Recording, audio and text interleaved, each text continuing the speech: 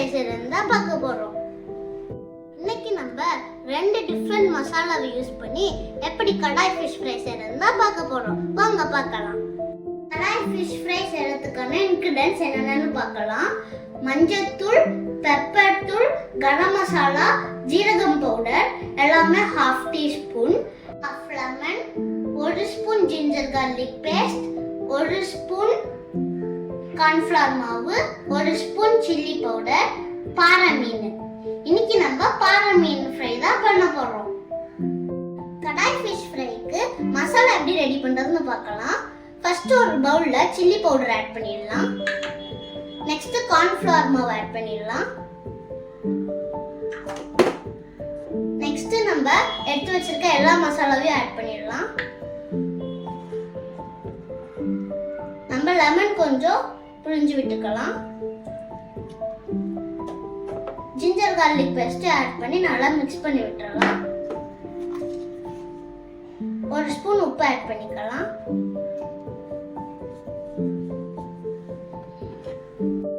கொஞ்சமா water add பண்ணி திக்கா எடுத்துக்கோங்க. மசாலா ரெடி. மீனை இந்த மாதிரி கீறி விட்டுருங்க 2 பக்கமும். அப்பதான் நம்ம மசாலா தடவும் போது உள்ள இறங்கி டேஸ்டா இருக்கும்.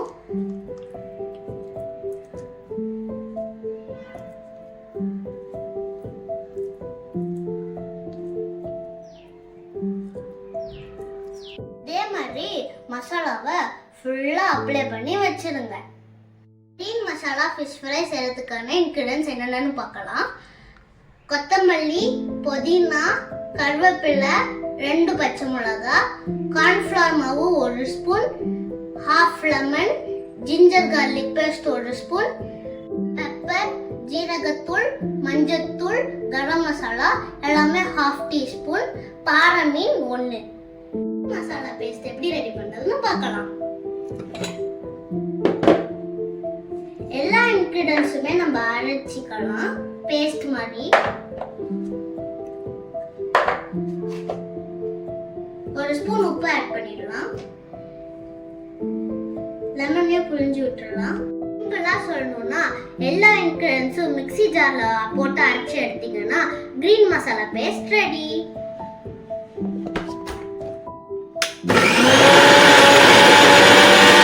கீறி விட்ட இடத்துல நல்லா அப்ளை பண்ணி விட்டுருங்க.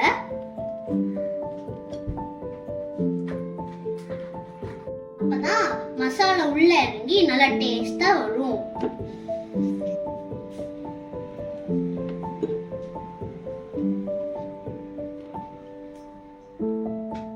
ரெண்டு ஃபிஷ்லயும் மசாலா அப்ளை பண்ணி வச்சாச்சு.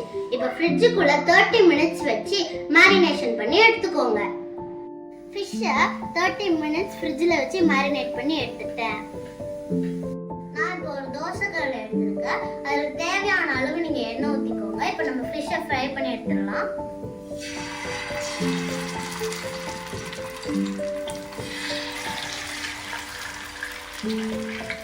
ஃபிஷ்ஷு நல்லா ஃப்ரை வந்த பிறகு திருப்பி போட்டுக்கோங்க.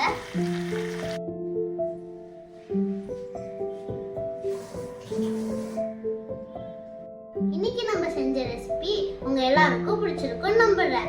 மறக்காம லைக் பண்ணிடுங்க, ஷேர் பண்ணிடுங்க, கமெண்ட் பண்ணிடுங்க, பெல் ஐகானையும் கிளிக் பண்ணிடுங்க. அப்பதான் நான் போடுற எல்லா வீடியோவும் உங்களுக்கு டிங்கு டிங்கு டிங்கு டிங்குன்னு வந்து சேரும். உங்க அடுத்த வீடியோல பார்க்குறேன். பாய்.